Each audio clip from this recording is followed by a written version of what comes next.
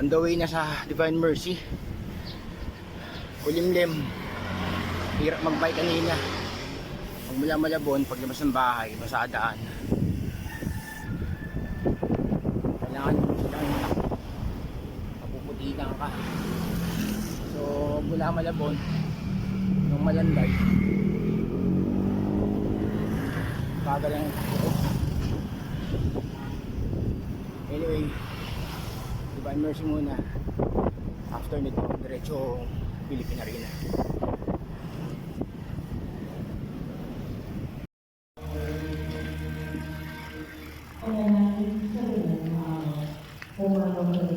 Divine Mercy na ako, guys.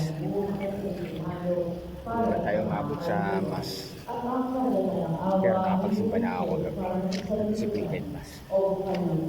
Sa parokya namin sa Ulong. Anyway, kaya ngayon ako pupunta Philippine Arena. Mabon kasi ng mga bandang 3:30 eh. Umulan pala. So, pasayos daan. Puro putik ang likod ko. Hindi man putik. Puro talsik ng tubig. Ako ay nananalig tulo o mananalig ko at tubig na dumaloy mula sa puso ni Jesus bilang bukalang awa para sa aming lahat. Ako ay nananalig. Lumaan lang tayo dito. Manalangin sa Routine ko every Sunday. Divine Mercy. Lagi namang mga destination ko, mga church eh. Every other day na routine. Ikaw rin ang pinagubutong namin sa aming pagkain. Hindi ka rin pagbayang ang ating karan ay nababang sa kasikanan. Buti hindi umulan. Huminto. Pero basa yung daan. Basa yung likod ko. Santa Maria, Ina ng Diyos, ang bahala at magpapalagay. Daan muna ako sa harap para makapagdasal. Para safe na ipauwi. Morning po.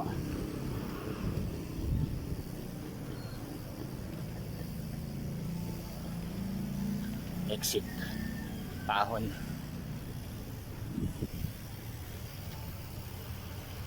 Blessed Sunday nga pala, guys. Simba na kayo. Blessing na kayo ng maaga. Magsimba kayo. Salamat sa blessings.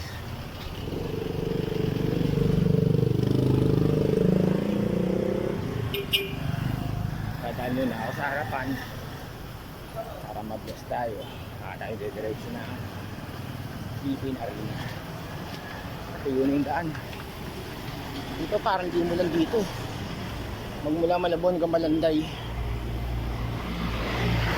Basa yung daan.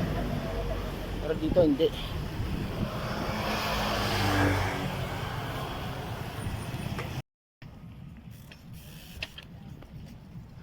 Philippine Arena na. Parating din. Buti hindi umambon.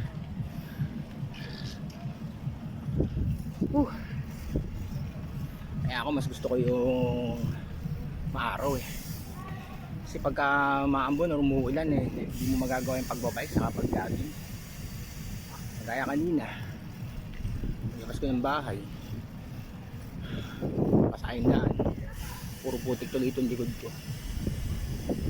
Bata agad mag-pick.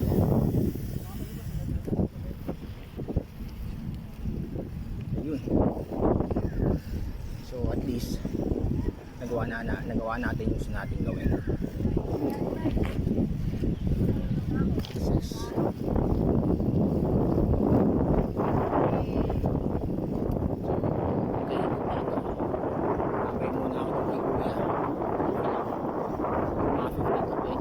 dahil na ulit ulit.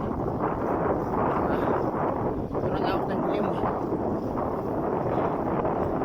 Hanggang dito pareho bukawi madilim. Pero ngayon medyo maliwanag na.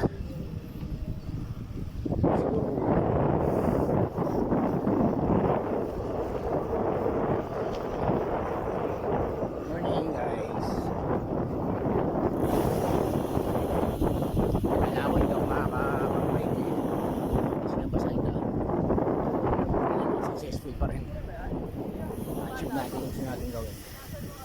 dumadaan tayong Divine Mercy, papunta tayo dito sa Philippine Highway. Guys, yun natin God bless sa inyo.